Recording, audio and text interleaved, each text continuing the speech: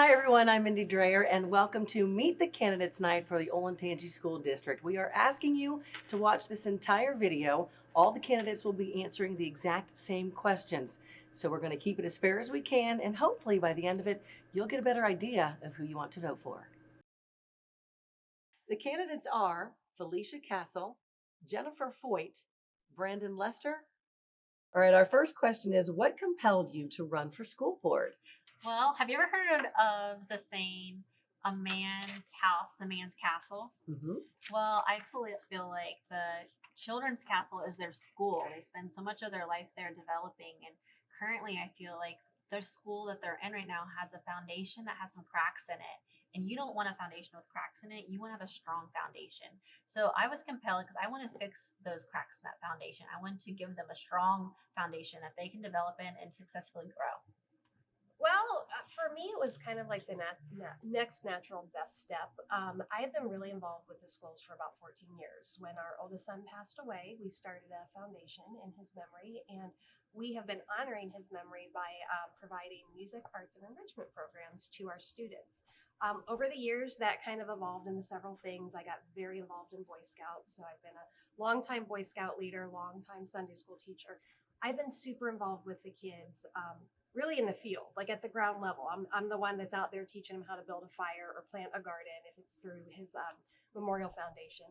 So it was kind of this next step where when we all got sent home for COVID, I started to notice just a few little things that were concerning to me in the curriculum. And I started to ask questions and I started to talk to other parents. And the more I tried to discover, what was everyone's experience, I learned that there was a need there for a parent's voice to be shared. And I thought, who better than me? I've been with these kids for the past 14 years. I almost felt like, I wanted to step forward and advocate for them. So that's what led me to really answer this call and see if I might not be able to help. I'm someone who's always been very passionate about the community, and I've really felt I've tried to find opportunities to give back to the community. And one of the areas where I've just really been passionate in my career is education. I currently work in education. I'm a lifelong public school student.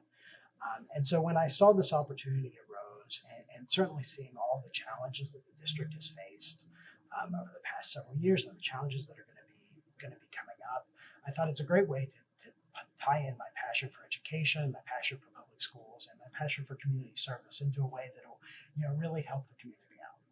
Our second question is, in the next 5 years, what issue do you think will be the most challenging for the district and how will you tackle it?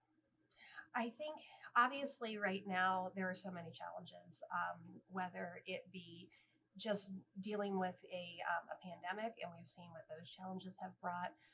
Hopefully that will be behind us very soon. Overall, I think the biggest challenge facing our district is our growth. My husband and I built our house here 20 years ago, and at that time, it was a lot of cornfields, and Polaris Mall had just opened, and that was about all that was out here. We have continued to be one of the strongest and one of the fastest growing school districts, not only in the state of Ohio, but really in the Midwest. And it really does not show any sign of slowing down. So we do face a very real challenge that in the next 5 years, we have to be able to support that growth. And we want to be able to support it by still maintaining low classroom numbers and still maintaining that level of academic excellence that Olentangy has been known for. But in order to do that, obviously that takes money. We did recently get a little bump in the funding changes that did happen. The budget has been approved and it will carry us through the next 2 years. Excuse me. But we do need to fix the fair funding formula. We still get only half of what like a private school would get, and we really get very few funds to offset that expense. So what's happening is our residents are paying the lion's share of that expense through the property taxes. So just keeping up with that is probably going to be our biggest challenge. There's a lot of creative ideas on how to tackle that, from smart development, collaboration, really just kind of rolling up our sleeves, including, what can we do legislatively to try to fix things. In the meantime, we have 2 years. So we're in this budget cycle for the next 2 years. What I would like to bring to the table is Where can we look at making sure we're not doing any unnecessary or wasteful spending? We really are going to have to watch the pocketbook to make sure we get through the next 2 years, we build back that confidence from our residents, and then we can really put together a good path forward to keep up with the growth. Yeah, well, that's a great question. And I think that there's going to be a lot of issues that tie in together, and we've got to think about how they're all going to be impacting each other as we come up for solutions with them. So, first and foremost, we're facing a period of extensive growth. They're predicting about 5,000 new students over the next 10 years. That's a lot, and we've already been facing a lot of growth in this district. Really, they don't expect that growth is going to stop until the 2040s. So we need to be prepared as a district to move forward with that. Now, we have for a long time been relying on property taxes as our primary source of revenue for the district. And we've been very fortunate that the district has passed levies that have allowed us to continue to provide the services that we have.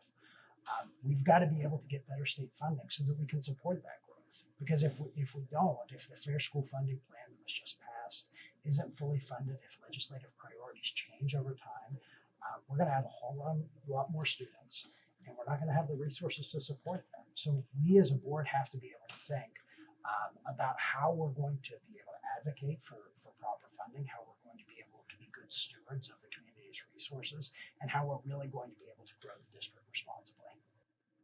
Well, as many people know, we are a very fast growing district. I think that what's going to be a big challenge for us as we keep growing. And I think the best way to tackle that will be to have conversation with our trustees and our people in office to kind of come up with a plan and development and really strategically plan for that so that we can better prepare in our school district and what that's going to look like. Question number 3. What role should a school board member have in the lives of students and community members in our district? Yeah, well, so the board members themselves don't get involved into the day-to-day operation of the schools. They're not going to be telling a teacher, you teach this, you don't teach that, coming in and taking books out of their hands, anything like that. It's really important that they provide support for the district.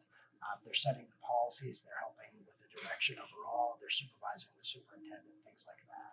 But they should be letting the schools operate and giving teachers and the schools some freedom to operate there. In terms of the community, it's really essential that board members be accessible to the community. Now, I'm a big believer in conflict resolution. I've trained extensively in that. And one of the best ways that you can approach really divisive issues, division in the community, is to open lines of communication and to do it really respectfully. So I think board members ought to be out there. They ought to be having conversations with the community. They should be making themselves open so that they can discuss those issues and really hear those, and then use that to help shape their decision making. But if the board at some point stops being accessible, if people can't reach them, if they can't express their concerns, then we're going to get a lot more division, and that's not going to help us in the long run. I think a board member should be a leader for all of our students, for all of our parents, and lead by example. I think that doing that will shine and show other people how to act, and they will respect that, and then people can talk and listen to that person. That's a really good question. When I decided to run for school board, I took some training, actually training that came under scrutiny because it was offered by a conservative group, something advertised by the Republican Party, and nothing nefarious about the training. And I'm really happy I did take the training because it taught you a lot about what a school board member is actually responsible for. And they don't get involved in that day-to-day instruction.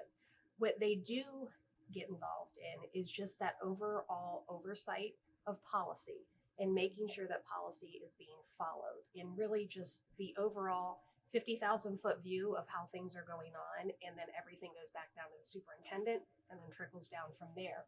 In terms of that level of involvement, where I really think our board could impact is maybe helping to build back some trust that has possibly been lost. So what has happened, it's been national news, but it's also been very much local news about things we're seeing in the classroom, elements of CRT that have trickled in, over-sexualization, of some reading materials that are offered to middle school and high schoolers. Just the very first book club book that was assigned to my son, who was 12 years old. I flipped the back book jacket over and it said, "Explore the deepest, darkest corners of mental illness." Not sure that I want my 12-year-old exploring the deepest, darkest corners of mental illness. So I think there are a number of things our board can do to make sure that our policies are actually being followed. So the good thing is Olentangy has some great policies in place already. Really good policies that guide teachers on how to deal with controversial subjects. And it doesn't mean a touchy subject cannot be introduced or included in a lesson, but there's guidelines, there's guidance on how you handle it. One of the biggest guidelines is being completely transparent with parents, having those conversations ahead of time. So going back to my son's assignment, I was very pleased with his English teacher because she followed all of the policy. She notified us parents ahead of time that the book club was happening. She then asked us to talk to our child about the book they had selected. And so I was able to have that conversation with my son and why he wanted to select that book. That's a great example of policies being followed. And I really think that's where the board can really help kind of bring everyone back together. And those policies are in place for a reason. And it's to make sure that we maintain the integrity of the educational process. Question number 4. What are some of the contributions you have already made to the students and the Olentangy community? Well, my big contribution is I have 5 kids. So that's a huge contribution Yes, to it the district. I also am a coach. I've coached since 2014. I've coached soccer, hockey, and American Ninja Warrior.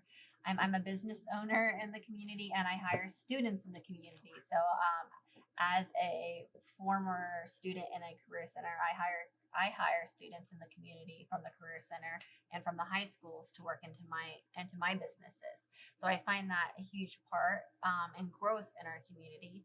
And then lastly, I would say another thing I do is I sit on boards in our community. I'm a big advocate. I sit on the board at the Delaware Career Center. I also sit on a board for the physical activity board in the community. And I want kids to be active. I think that's a huge part in their growth and development.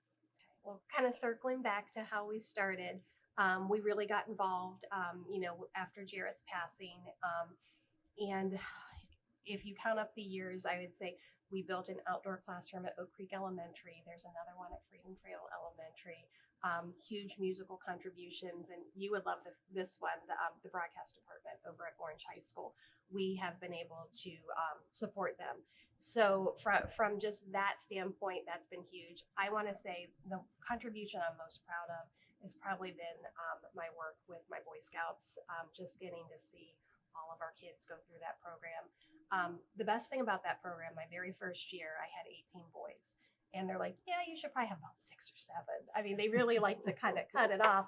But we didn't have any, parents are busy and everyone's working. And we didn't have anyone else that had, was able to step up at the time. And they said, cut it. They said 6 to 7. I said, I can't turn them away. I'm sorry. Aww. So we kept them. And then the neatest thing about that group is it was a completely diverse group. I think they worked beautifully together. It was, I think there were 4 different religions represented in our group. It was multicultural, multiracial, even neurodiverse. So there was a lot of diversity. And it was so amazing to see how wonderful the boys all worked together. And what I learned through that process is the Boy Scouts have this thing down. And I kind of think maybe if we could share some of this, just, take it back to the schools. They have the Scout Law, and part of the Scout Law, there's like 12 different tenets, and 2 of them are to be courteous and to be kind. And that's what we always saw there. And I think we could all learn a lot from that. I think that's a message that would be well served, within all of our classrooms. And it's definitely probably one of my proudest, contributions back to the school system is just being able to be with those kids. I always said I think I've learned more from them than they might have learned from me. So it was good. Yeah. Well, I've as I said, I have 2 kids in the district. My daughter just started middle school. Up until this point, they've we've both been in the same elementary school. I've gone in and talked. My daughter's class last year, for example, they were doing a unit on creative writing and really how to be able to structure that. And I write for my day job all the time. So the teacher asked me to come in and devise a lesson plan for fifth graders to learn how to write effectively, which is a lot more difficult than I would have expected, right? I give teachers a lot of props for all the time and attention they put into that. So I've really worked and done some of that. As I said, I'm a lawyer in my professional career. So I've come in and I've talked about the law and some of those sorts of things. I've also coached kids teams in the district, and I'm currently a coach at OAA soccer. I really feel like getting involved and being out there, being supportive of your community is just really essential.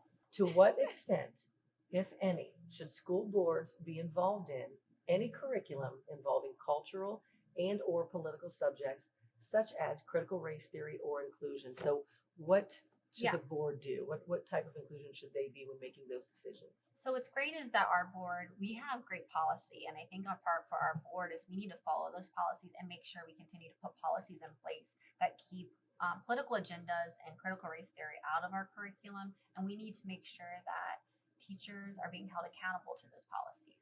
And I think that's part of the board's job is to hold people accountable. Okay. Good question. And kind of circling back to what I said before, they don't get involved on that day-to-day lesson planning, basically.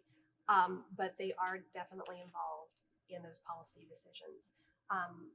One of the big things that was kind of a catalyst for me to want to step forward was I had concerns. I was noticing that I saw one assignment that I knew was a policy violation, and when I started talking to other parents, they shared with me, their assignments and books, and I said, well, these are clearly policy violations. I did share it with leadership. They did recognize that, yes, they were, but there was no, okay, what's next? It just seemed like it kind of stopped there. Like, thank you for sharing that. Thank you for, voicing this. But there was no what's next. And that's where I think a board really can make an impact, because they can really be that driving factor to help with the accountability part of it.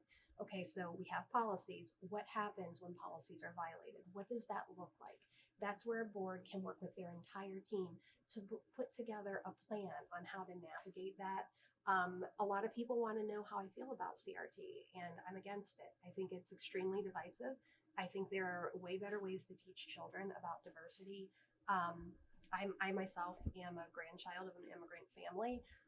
It's interesting because the more I talk to other immigrant families, especially those who have recently come to the States, my former employer, he immigrated here from Cambodia, and he has very visual stories to share about escaping really a communist regime. I received an email earlier this week from someone who wanted to simply know, where do I stand on CRT? And I told them I was against it. And she simply replied back, you have my vote. My family left China to escape communism. I think people who have taken the time to study CRT and really understand that its roots are based in Marxism, and they're based in really just dividing classes, whether it be socioeconomic or racial, it has no place in our classrooms. And I really just hope that as a school board, whether it's myself or the other candidates, that they will work well together to make sure that policies are being followed, to really provide the absolute best platform for success for our kids. Well, so I think that it's important that boards are setting the policies for how the district is going to be functioning. And they ought to be able to set those policies that are going to be facilitating a proper conversation where it needs to be happening.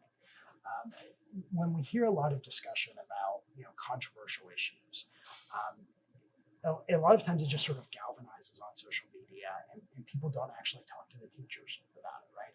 You hear these lobbing of things on particular Facebook groups or something like that, but you don't have a conversation with your child's teacher.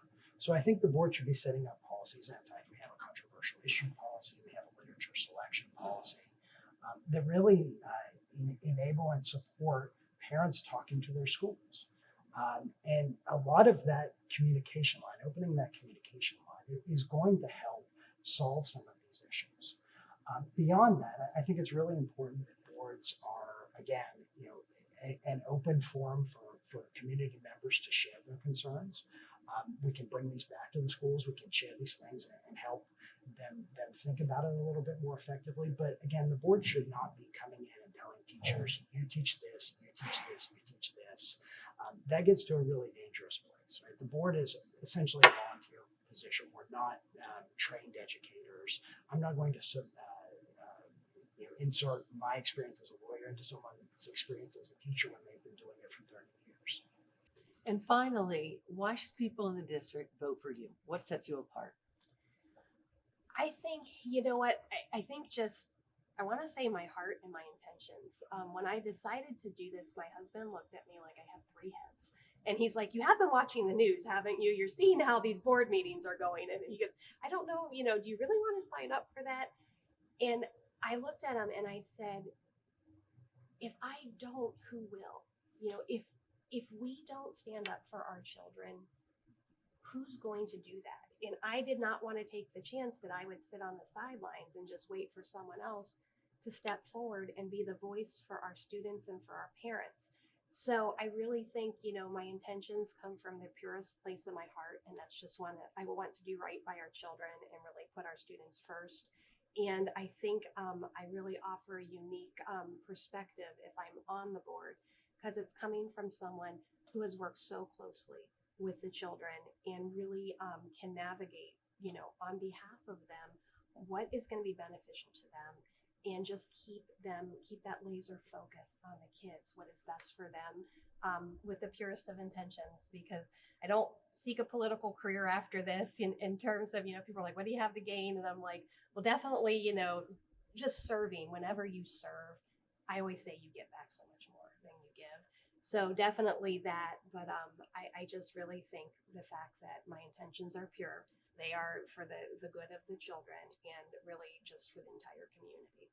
Jennifer, thank you very much. Again, that is Jennifer Foyt, and she is running for school board here in Olentangy.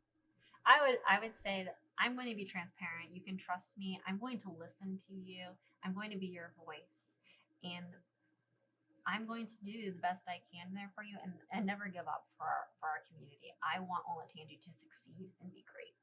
Again, that is Felicia Castle. Felicia, thank you very much. Thank you so much. Well, I think a few things. So first of all, as I said, we are at a point where this district is going to be growing tremendously. We are going to be facing a lot of challenges based on that growth. And it's essential that we have people that have the experience to deal with those problems and the opportunities that arise out of them as they arise. I'm an attorney. I've been an attorney for 16 years. I currently practice in education law. I've litigated cases basically all over the country. I've done collective bargaining work at the local level and the national level. I've litigated constitutional law issues. I've written briefs before the U.S. Supreme Court, before the Supreme Court of Ohio on constitutional law issues. All of these things enable me to approach any problem, however it's going to arise, and be able to come up with some solutions to it and be able to plan out the risks and the benefits of each potential approach. But more than anything else, and as I said, I've been extensively trained in conflict resolution. And as we see the divisiveness come up over some of these issues, I really worry that if we don't find some common ground and find ways to talk to each other with respect and understanding and working together, it's going to lead the district to a place where, maybe a levy doesn't pass in a few years because people don't trust the board. So it's essential that we have people that know how to turn down the temperature a little bit, know how to approach people and say, you know what, you're not my enemy. We may disagree about this particular issue, but if we sit down and we talk to each other with respect, we're going to find a solution. So that's the approach that I bring to these things. A lot of expertise in the legal issues. We have no attorneys on the board. Nobody else is an attorney that's running. I bring that unique perspective. But more than anything else, my conflict resolution ability, I think, is something that is sorely needed in this district, and something that I hope will help us move forward to flourish even more. Brandon, thank you very much. Again, another candidate for your Olentangy School Board. That was Brandon Lester. Again, a very big thank you to all the candidates for taking part tonight. And of course, a huge thank you to you as well for watching.